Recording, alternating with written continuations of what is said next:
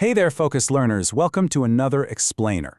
Today, we're putting on our digital anthropologist hats, because we're about to decode the incredibly chaotic, entirely fascinating, and, honestly, wildly successful history of the Goobers. If you've been following them, you know they're a collective of Roblox creators who have somehow managed to turn pure internet brain rot into an absolute art form. If you've ever wondered how modern online content evolved from simple, chill Let's Plays into these highly produced, totally self-referential soap operas, well, you are in exactly the right place. Okay, let's dive into this. Here's our roadmap for today. First up, the origins of the Goobers. Next, we'll unpack the aura economy. Then we get into the manufactured drama and lore. And finally, the evolution of play. Starting off with Section 1, Origins of the Goobers. Humble beginnings and $90 PCs. To really understand where these creators are at today, we have to dig up the digital footprints they left behind nearly a decade ago. I mean, it's a brilliant reminder of just how low budget and endearing the start of a digital career usually is, right? Back in 2015, we've got Chloe recording her very first videos using a free Bandicam screen recorder, uploading in glorious pixelated 360p quality, making heavily edited videos about her crush on another YouTuber. Jump forward a bit to 2017, and there's Mango Pool, recording himself clumsily driving a truck straight into a wall in work at a pizza place and just typing out "Hello YouTube" in the in-game chat. Fast forward to Dingus's early appearances around 2023, where his big debut involved faking another creator's voice, X-Demons, by literally whispering at 2 a.m. so he wouldn't wake up his mom. These were raw, totally unpolished, and completely authentic moments. The contrast between their past and present perfectly illustrates this massive digital glow-up. Look at Mango Pool's old setup. We're talking a $90 Craigslist PC, a pirated Japanese version of Sony Vegas for editing, and an in-game avatar that he himself described as a rat penguin. Now look at the modern reality. Mango is out here claiming top G status, bragging about living in a giant mansion, and commanding millions of views alongside the rest of the Goobers. It's just a stunning evolution from kids messing around on the family computer to becoming highly successful internet entrepreneurs. All right, moving on to Section 2, the aura economy, trading social currency. So, to really get the modern Goobers, we have to shift our focus to how they actually communicate with each other. They use modern internet slang, but not just as jokes. They use it as a literal, measurable social currency. So I want to pose a question to you. How do modern creators measure social status and dominance? Because when they're playing together, they aren't just trying to win the Roblox game. Oh no. They are constantly judging, ranking, and evaluating each other's behavior in front of their massive audiences. The answer to that question, it's the aura economy. This is a literal social system where internet points are gained or lost based on your level of Riz, Sigma behavior, or perceived brain rot. Everything they do is monetized into this invisible currency. For instance, in one of their reaction videos, Dingus is shown running in this super goofy way to escape danger. Instantly, the group evaluates it. Is it a good survival instinct? Nope. Mango declares it's negative aura. Every single interaction is a transaction in this digital economy. And this brilliantly illustrates just how absurd and competitive this slang-based economy has become. Take Mango Pool, who aggressively uses this entirely fabricated internet dialect.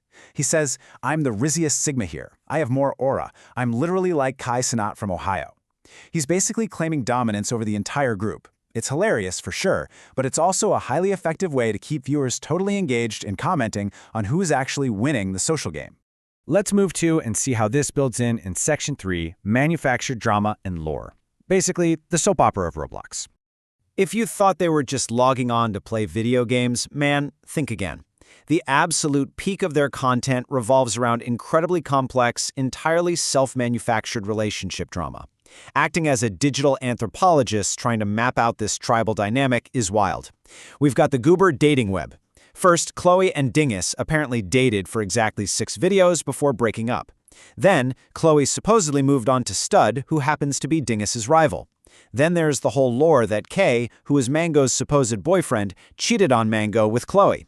Meanwhile, X-Demon is just in the background, allegedly casting voodoo spells to make Chloe fall in love with him. Oh, and Chloe casually mentions kissing 7 random guys at college. It's a sprawling, interconnected soap opera designed perfectly to keep the audience hooked and debating in the comments. And right alongside that incredibly tangled dating web lies the mysterious Michigan incident. You'll see this referenced all across their content. What actually happened in Michigan? Well, no one fully explains it. It's this constantly teased piece of lore involving Dingus, a girl he met, demon, and just unspecified chaos. By constantly mentioning it but never actually explaining it, they add this brilliant layer of manufactured mystery to their shared history. It keeps the audience begging for a story-time explainer of their own. But honestly, here's the absolute peak of the drama. Chloe casually drops this bombshell on the group. So, I have a kid, it's like 6 or 7 months old now. I wanted to wait until they could play Roblox, obviously. She literally reveals Baby Goober, which is of course just an alternate Roblox account parked outside their virtual house. The punchline here, she claims she doesn't know who the dad is, and her ultimate goal is to milk the panicked group members for child support. It's pure, hilarious theater playing out inside a blocky video game. Let's wrap up with Section 4, the evolution of play, from hanging out to high stakes. We've seen how they talk and how they act, but how has their actual in-game behavior shifted over the last decade? Well, in 2017, their gameplay was entirely innocent and casual. It was clumsily delivering pizzas and slowly typing out generic messages to YouTube. But modern gameplay? It is intense, highly produced, content-driven performance. We see them engaging in these sweaty, aggressive 1v1 sniper matches in the game Rivals just to win the right to wear matching zombie avatars with Chloe. The stakes are entirely made up, obviously, but they treat them like it's literally life and death. Gameplay is now literally just a vehicle for narrative. They're competing for content. They use those Rivals matches to fight for Chloe's attention. They use Strongest Battlegrounds tournaments to actually decide who gets official boyfriend status. And they use Murder Mystery 2 not to, find the killer, but to stage elaborate alt-account stalker pranks just to terrify each other for views. Every single Roblox session has been turned into a highly produced theatrical event.